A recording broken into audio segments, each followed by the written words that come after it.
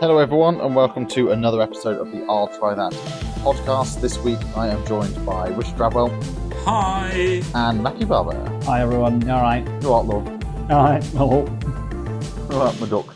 This week we are travelling to the Garden of England, to where the land where the hops grow free, Kent, where I'm from right now. Where I live now, I should say. I was going to say, you're not from I was Kent. born there. Oh, we've covered it before, right? Oh wait, no, I'm not. And we are travelling to a brewery who we have touched upon in the past. I believe, Rich, you and I had an episode where this specific brewery found its way into an episode on a random share episode. But anyway, we're doing a whole episode on No Frills Joe Brewing Company. And the beer we're going to be having is Joker Joe, their Jester Pale Ale. But more on that later. Matthew, take us away. Yes, let me ask you two fine gentlemen 2 questions. 1, do you like beer? Do you like to party? Yes, I like beer. Yeah, it's okay. Yeah. And do you like not getting colds? Yeah and no. You like I getting... will say yes. I need some clarification. Trappers, you like getting colds? Well, sometimes you like being ill, don't you? Just so you have an excuse to stay in bed all day. I suppose. I quite like, they say, feed a cold. So if I get a cold, it's my excuse to eat everything twice. Yes. I hate to say I'm not a very good ill person. I get very frustrated that I'm unwell. So Yeah. I'm not good to be around when I'm unwell. I've lived with you, Joe, for a while, and I know. So, Main thing that's worth saying, I always think actually is, and you're right to wind him up for that, Rich. But I always think if you are ill, as much as I'm guilty of it myself, actually have the day off and don't go into your office and make people ill. That's the thing. That's the And worst. I detest it when someone's like, I'm doing it because I'm an absolute trooper. No, go away, go home. We don't make us all have it. Like this. Just go away. You know what? We will survive without you for the day. Yeah, exactly. The occasion, I would say the caveat to when I do it is I would sit there and I would just keep my head down and like try to stifle any coughing and sneezing. You can't have people come in. You know the ones who come in and go, God, I feel awful. Like, what are you doing here? Anyway. Oh, I'm so infectious. yeah. Real bug of that. So, thanks to researchers at... so I'm reading this pretty much directly from the Metro. Researchers at Dalian Medical University in China think that they have found... Oh, I know it well. Yeah, I know. that old university. Always count on them, can't you?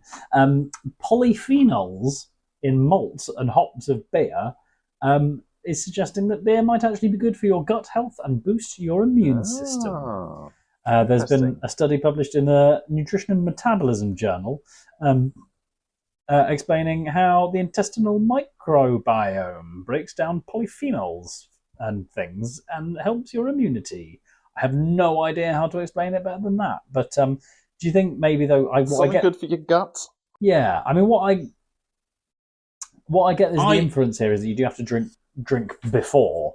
You know, I mean, it's not like if you've got a cold, you chin a couple of beers, you'll be fine. Oh, I see. I think this is more like a preventative thing. I think having some beer in your diet is beneficial.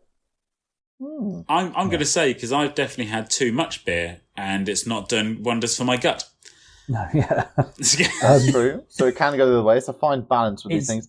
I'm also slightly suspicious of the largest beer drinking country in the world saying it's good to drink beer. Exactly. But they don't export it, really, do well, not that I'm aware of. Qingdao. Oh, Qingdao. Sorry, yeah, Qingdao. I was focusing in on the one that I always say is, isn't it Moon is like the biggest, is the most consumed beer technically in the world because it does so much domestically in China. Yeah, exactly. So, but yeah, so your drinking of beer in moderation is basically lines your gut or something and helps. Yeah. Well, the process produces a variety of metabolites, including short chain fatty acids that are like antioxidants and anti-inflammatories. So that could drop your help with cardiovascular disease, obesity, diabetes, neurodegenerative diseases, cancer, non-alcoholic fatty liver disease, and infections. Do you reckon these were the guys who came up with the rhyme, beer before wine, you'll be fine, You'll feel wine before fine, beer, yeah. make you feel queer? I mean, Quite possibly. is what I'm assuming that's their marketing slogan. Someone sent me something about that a little while ago, and it does, when you think about it, how nuts it is that people will believe things that rhyme. Yeah. If you've got the time, make a rhyme. Yeah. Yeah. Wine, then beer, you'll have the fear, sort of thing. Yeah. Yeah. I actually do believe that one, which doesn't really help my case. Yeah. I lived by that slogan for many years. Yeah. I still, if I'm quite honest, on nights out, I still actually, that comes in my mind quite a lot of times. You know? Yeah. Comes to mind quite a lot. Red sky at night, shepherd's delight. How do you know about the current outlook of a shepherd? How he feels? Well, that does have some astronomical merit, though. Go on, then. Go on. It's basically just you can't ever disagree with a man who just used the phrase astronomical merit. Astronomical or meteorological? a bit of both. What does it? So what is it about being a Libra that makes it meriting? Yeah. Classic Capricorn comment, I would say. Explain Red Sky at Night, then, Travers. I'm not taking a mickey. I want to hear it. You want to? So basically, it's just to do. All right, don't have to. I'll explain to you later. Sorry, this isn't a Congress, in front of Congress right now, like an investigation. I vaguely remember also, I was really flattered because I really just thought it was me being stupid and hungover, but I remember watching Lord of the Rings with you two, and there's a scene in which Legolas says, the full quote is, "A red sky rises, blood has been spilt this night." And when there's a little pause after he says, "A red sky rises," and I looked at the two of you and said, "A shepherd devises." It's very good. And we laughed for about 15 minutes. I hope you're aware of how proud a memory of mine that is. It's so good, in fact, that you had to bring it back up I again know. all these years later. It's only been 7 years. It's brilliant. It's so good. I think that was when the weather wasn't so great, so we're like, you know what we should do? We should watch all the Lord of the Rings instead of going skiing. We've got to back. We've got the hungover giggles. Anyway, we've got a little bit away from our hop topic, but yes, possibly to be taken with a pinch of salt and maybe just a half of shandy. But no, I mean, hey, it sounds good. I think anything in moderation sounds good. It's like that whole thing of like a bit of red wine is good for you kind of vibes, but it's like overall, all the studies suggest that drinking alcohol is very bad for your brain. Yeah. So it might be good for your gut, but it's not good for your brain. So and your memory factors and all this kind of stuff. So I think what's more important, your gut or your brain? I don't know. Someone also said to me recently, there's this thing about if you're at work. I mean, I know the answer. I'm just trying to do it like we run a beer podcast, obviously. Someone also told me recently, though, actually, if you're ever in at work in a meeting capacity and you've just like switched off for a minute, and then someone comes and looks at you for a response, your real surefire way to get out of any situation is to go, "Well, I think it's about striking a balance." And then everyone will go, "Oh yeah, no, that is true." Yeah, that's it. Well, we had our first podcast business meeting the other day, didn't we? And there were some great phrases coming out there, like Rich is going to be our head of synergy going forward. Yeah. I generally have no clue what synergy is either. Well, so that makes you more qualified than most, I think, to be the head of synergy. It's about basically, plucking that low-hanging fruit when the green shoots appear. Absolutely. Okay. If I'm honest, Barbara, I quite like us to take that offline. And let's we ought back to take that off. Topic. Yeah, indeed. Yeah. I think so. And as the shepherds would say, red sky at night. And chance to be a fine thing. I've heard that many a time in a meeting. Good. Right. Well, shall we get on to No Frills Joe? Yes, let's do. So, No Frills Joe are a Kent-based brewery, and as I alluded to in the opening, Kent is dubbed the Garden of England for its lush greenness and good farm country, basically. And what it's very good at is making hops. There are a lot of hops that come from the Kent region. Buggles, beg your pardon. To name one, Joker is also a hop that's made here. Oh, that's an interesting coincidence, considering it's Joker. Is it Joker or is it Jester? Oh, this is Joker Joe, the Jester beer. That's it, exactly. So I was just going to go through a load of different hops that we have here, but I can stop there. Basically, there's a lot of different hops and hop varieties that are made here, in like Cascade and all the ones you'd expect. One, I go through a couple because actually there's a lot of like merit in why we're talking about. You're getting a bit of picture here from No Frills Joe and why they're naming things. So Joker is a hop, which they have the Joker Ale. Understood. Joker Joe. Yeah. They've got Cascade, Challenger, Kent, East Kent Goldings hops, Endeavour hops, Epic hops, Ernest hops, First Gold Holdings, Fuggle hops, as we know, Goldings hops as well. There is literally a whole page. Sussex hops, Target hops, Sovereign hops, WGV hops, Progress hops, Pilgrim hops, Phoenix hops. You name it, there's a hop this group is made here in Kent. So we are like quite literally the hop basket of the UK by the sound of things. Absolutely. There's a lot of hops from here.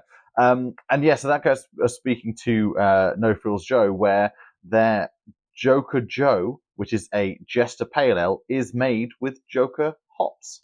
Makes sense. I'm with you. I was going to say, I'm just perusing their website, and I'm really enjoying their story section. Oh, tell me. It just says coming soon. Yeah, it's coming soon, and actually the video that it links you to is just a video of their glassware just being turned around a bit. So they're not quite there yet, I think, on what they're putting into Early the public days. sphere. Yeah. If you look a bit deeper into stuff, they are actually like they're a small batch brewery that's from Green Hive in Kent. They're always unpasteurized, they're always unfiltered, and what they would say is always unrefined, which I don't know if that's a good thing to be claiming.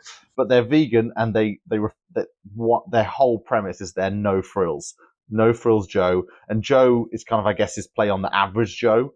You know, that it's like it's just bog standard. It's the same. It's you and I. It's about everything. And being No Frills Joe, they're really saying they're the average, but we're for the everyday folk, I think, is what they're basically going back to. Oh, okay. I can only assume. They do sort of have some interesting options. I mean, I'm going to put it out there and actually say, Joker Joe, I am finding a little bit hard work, and put it out there. However, it does come with the caveat of I don't like grapefruit, which it is. I think is one of the key notes that comes through. Oh, I didn't really get grapefruit coming through from this. That's interesting that it does say on the pack, grapefruit, tropical, earthy. I'm not really getting. Yeah, it's not a grapefruit beer though, is it? Because I did kind of get the earthy, and earthy I didn't really think of as being grapefruity. I think of grapefruit being that kind of sharp, quite intense. I always actually go for grapefruit thinking it's going to be sweeter than it is, and then I get it. I go, oh, this isn't an orange, basically. But yeah, I find it quite full on. I was maybe I was hoping for something a little easier, basically. So I can get the grapefruit coming through, which I'm really enjoying. At first I wasn't a big fan of this when I took my first couple of swigs, but it's grown on me as I've gone through, which I'm quite enjoying, and I really am enjoying the little tartness from the grapefruit, kind of kicking in at the end. Tartness, good word. That's a great word. Great word of the day. You little tart. So this Joker Joe is the second No Frills Joe brewing company beer I've had. Travers, the beer I had, I was trying to rack my brain of what beer I had and I reviewed, and it was the Jam Sandwich beer. Don't know if you remember me talking about that one. It was their double IPA, 7.5% that was brewed with Azaka hops from the US. And if I'm honest, I think I remember telling you at the time, I didn't enjoy that beer. No, you definitely didn't enjoy it. It was hard to get through that beer. They're still selling it. Oh yeah, no, it's one of their core beers. It's going to be around for a while. But my point being is that I found that quite difficult. So it's not unsurprising, Barbara, that you're finding the Joker Joe actually a bit polarizing. I think this is quite a polarizing company because they're not trying to pander to a load of people. They're like, this is what it is. We make this beer. This is what these, and they've got a lot of different beers. Okay, so why don't I just kind of go through this of the different beers they've got? They've got an alcohol-free beer, pale ale, which is called Hippie Joe, which is in collaboration with Good Karma. We should find out more about that. I'll click on that in a second, which is they tout is the real beer experience without alcohol. We will be the judge of an alcohol-free pale ale because there are very few breweries that can make a good pale ale that's non-alcoholic. They've got a West Coast Session IPA that is called Dreamland, which makes sense. You're going to go over there. They've got one called Candy Soup. That doesn't sound great. But it's a 5-hop pale ale brewed with hops from all over the world. So I guess that's why. But it makes me, and like the imagery on the pack is all these like sweets, like candy sweets. So that makes me feel like it's going to be really sweet. But I don't know if that's going to be the case. Ernest Joe, guess what that's made with? Ernest hops. Yes. Joe hops. Joe hops. Not another lager, which is their Hells. Yeah, like they're also playing on this fact that lager is coming back, boys. Don't worry. Oh, is it? That's good. There's the Joe Solo, which is an American pale ale that's brewed with Simcoe hops, and it's called and referred to as Dank. So that's quite funny. Farmhouse, which is their Belgian saison, which is fruity and spicy with tart. There you go, Drabs, and a dry finish. Joker Joe we talked about, Jam Sandwich talked about, and they've got a Lockdown Joe, which is bullion hops grown locally in malty biscuit backbones. That's their English pale ale, which actually sounds delicious. So there's a wide variety of different beers that they're doing here, actually. Now, they're not just like we all make IPAs. Actually, there's no IPAs that I can see here. They're all... the West Coast Session IPA Dreamland. Yeah, okay, that flagship beer. That's the one they do. The rest of them are all using different hops, different combinations, and different types of beer that they're making, which is really fascinating, actually. I am interested about this Candy Soup. And also because they've done, as you quite rightly described, it looks like kind of old-fashioned sweets on the can, and it's because for that reason I would not pick that up, but I am interested to try, to find out, because that's the pale, isn't it? That looks to me like an enigma. Does it just sound like they're just trying to put too much into one beer though? They're trying five hops. Just the one with the candy shop. Oh yeah, okay. Is that just too many hops? Too much going on? Well, I suppose they think it's probably striking a balance of them, isn't it? Because there are hops that are good for different things, and I suppose they're trying to just make something particularly unique. I figure that's the point. We have done plenty of beers that have had 5 different hops in them. Yeah. But then equally, so the counter example is we talked about Citra not too long ago, didn't we? The Oakham, which is a pure. I mean, actually, that would be an interesting bit of data if we could dig it out from somewhere. Is how many beers you get these days which use with Citra hops. What percentage are also what percentage the split of beers and how many hops they have. Do you know what I mean? So there's probably like less than 5% of beers are only ever made with a single hop strain.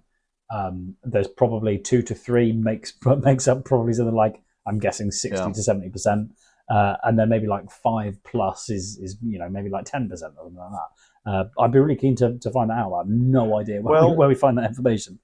No, not that specifically, but looking at like the best rated hops and beer styles in 2023 so far, as you'd imagine, the most like the top 10. Let's just do the top 10: Citra, Mosaic, Simcoe, Galaxy, Idaho 7, Amarillo, Chinook, Eldorado, Cascade, and Nelson Sauvin. You could we know a lot of those hops basically. That we've had a lot of beers with those in there. So that's just from January to February beer releases 2023 from this one. I think I quite like a Chinook. I love a Chinook. It's very tasty. I find the Citra sometimes can be a bit like dry your mouth out. Level of but then there's different beers. But let's go back to No Frills Joe, because they also have a series that they're running called Quantum Mechanics, and there's their part 3 called Schrodinger's Cat Nipah, which it's got Drabbers written all over. He loves a Nipah. I also love cats, so there you go. So this has got notes of watermelon, pineapple, and stone fruit. It's a hop bomb, they say, with no frills, obviously. Don't know what to make of that. Again, also just by the name Schrodinger's cat, it sounds like it could be polarizing as well, doesn't it? Because you either really like it or don't, or you both do and don't like it at the same time. What is the Schrodinger's theory? I'm trying to think of it and I can't for love nor money. Schrodinger's theory is cat in a box. Yeah, and his whole premise is that until you open the box, you don't know whether or not the cat is alive or dead. So it's a bit like. It's a philosophical term. There's nothing like... Oh, well, so I thought it was...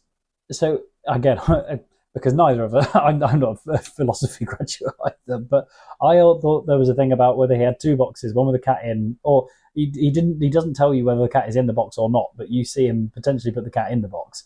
Then he gives you the box and you destroy the box. Like you squash it.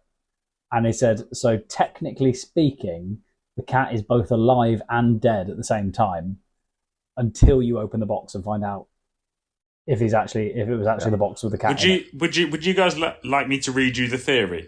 Schrodinger was a bit of a wrong one, I think is basically. He was a bit of a wrong one. This is like someone who's, I don't know, thought too hard. Both of us had a pitch at it, and they were actually going to find out for sure. In simple terms, Schrodinger stated that if you place a cat and something that could kill the cat, his rep was a radioactive atom, in a box and seal it, you would not know if the cat was dead or alive until you open the box. So that until the box was open, the cat, in a sense, both are dead and alive. Yes. There you go. There we go. Now apply that to a beer. So they put something in the beer that might work really well, and maybe something that won't work really well. And until you drink it, you don't know if you're going to like it or not. And the whole point of Schrodinger's theory was to prove that because it's impossible for the cat to be alive and dead at the same time, is to basically prove that the wave function collapses and it's not just driven by a conscious observers, which is deep thought to say your brain is nonsense and don't take it any seriously. That was a whole new angle for the podcast there. A meaty topic. A topic. Should we go back to some hops? Yeah. Shall I name some more ones? Oh, you've got the Fuggle hops. You've got the Northdown hops. Kayworth early season hops. Ooh, Kent hops. My head is melting. We'll have a No Frills Joker Joe. I'd be keen to try some of the others of these. I'm afraid this one is not quite up my street. However, I I'd be keen to know remember about these others. saying the exact same thing, Barbara, after my jam sandwich. I remember going, I would like to try more, and this one is better than the last. So, by ruling out the rubbish beers in their portfolio, we can only get better. Yeah. So I would like to try their flagship beer, the Dreamland, which is their West Coast IPA, because obviously that is, if they're calling it their flagship, a lot of people must love it. So that must be a very good beer. I think I want to try the Schrodinger one, just predominantly since the conversation we've just had. Do it. It's £4 a can, or you could buy it, in cases and stuff. But if you could buy it, go buy it. Go nuts. Enjoy. Calm down. Right. X. They have 991 followers, and on Instagram they have 2,500 followers. I thought you said eggs. You went eggs. They have 991 eggs. Thank you, Bob. Exactly. So yeah, No Frills Joe, a local Kent-based brewery, microbrewery that are doing a small batch brewery, whatever they want to call it. Doing interesting things. A wide variety of things. Trying to push the boat out with hops. Yeah. And I love anyone that really is embracing hops because there's such a variety of hops out there. Especially local-based hops, as we talked about the Garden of England. There is plenty of great hops in the UK. So yeah, the more the merrier to try and innovate with these different and experiment with these hops, the better. Nice. Excellent. And that's all we have time for this week's episode of the I'll Try That podcast. And so from me, Joe, Rich, Barbara, and Simo, goodbye. Don't forget to follow us on Instagram, Twitter, I'll try that podcast.com, and watch us on YouTube. Goodbye now.